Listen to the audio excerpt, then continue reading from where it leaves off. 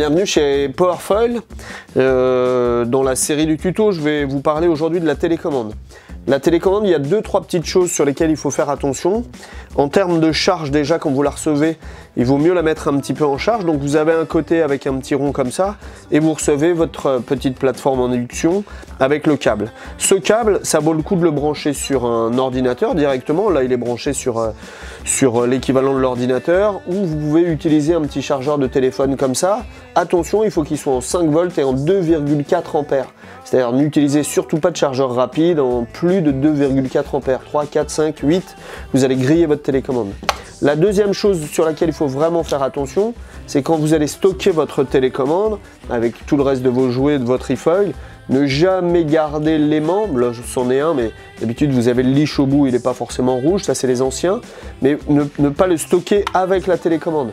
Puisque dans la télécommande, il y a des capteurs à effet Hall, ce sont des petits aimants, donc on va dérégler la télécommande et elle risque de plus fonctionner ou de mal fonctionner si vous le stockez avec. Donc toujours la télécommande et votre coupe-circuit séparés.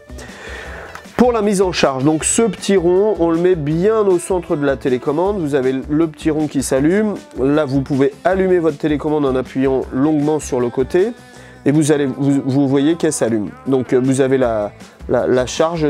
Si la charge clignote, c'est que vous n'êtes pas sur un bon chargeur. Il faut vraiment que la charge reste fixe comme ça. Il ne faut pas que ce soit sur le côté.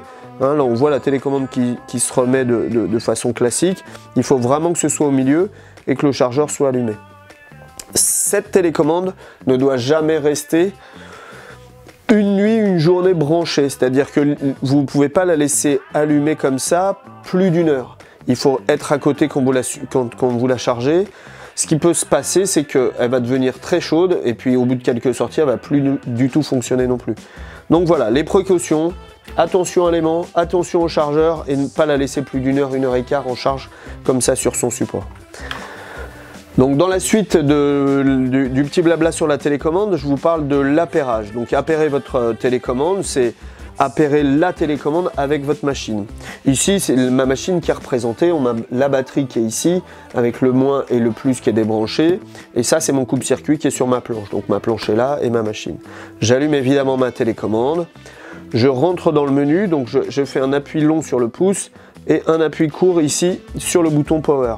Là, je touche plus au reste de la télécommande, je ne touche qu'au bouton Power. Je descends jusqu'à pair, le point numéro 4, c'est la petite flèche qu'il y a sur le côté qui descend et là je reste appuyé. Je reste appuyé et à ce moment-là je branche une des deux cosses de ma batterie et on voit que je suis rentré dans le menu. Donc l'appairage est fait, je le vois facilement puisque là au-dessus j'ai un petit comment on peut appeler ça, un petit élément qui me montre que je suis bien appairé et surtout j'ai le niveau de la batterie de ma machine qui s'affiche à l'écran. Voilà, donc ça c'est l'appairage, c'est tout simple.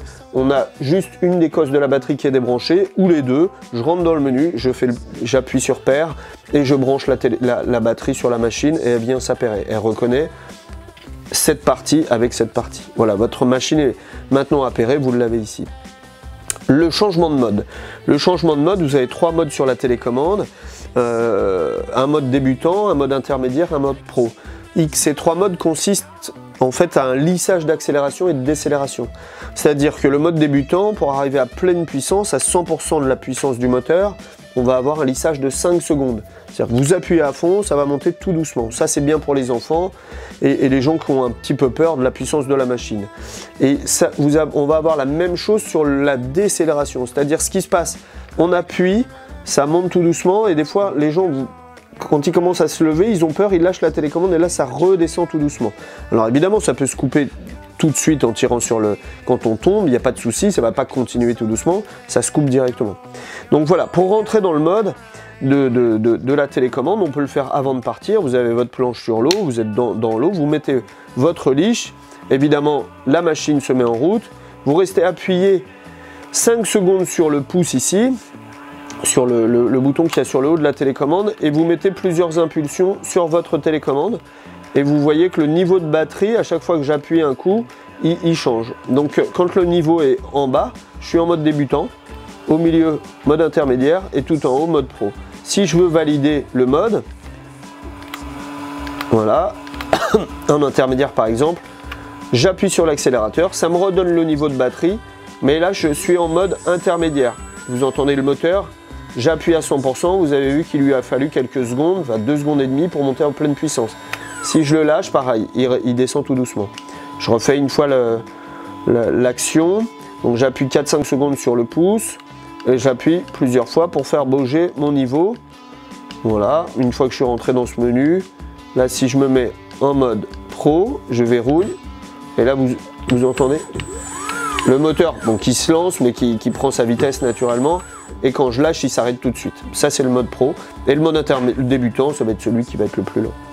Voilà, donc pensez à mettre votre aimant sur votre machine pour faire cette manipulation, et évidemment la machine entièrement branchée, vous ne pouvez pas le faire si la télécommande n'est pas repérée avec la machine. Voilà pour cette petite télécommande. Là j'ai pas la dragonne, pensez à mettre la dragonne, évidemment le leash il n'est pas au bout de l'aimant, il faut toujours l'avoir, mais la dragonne c'est quand même la sécurité. Si vous la prêtez à un copain, souvent quand on est pressé on oublie de le mettre. Voilà, et pensez à rincer votre télécommande et jamais à côté de l'aimant comme je vous l'ai dit. Voilà, à bientôt, ciao.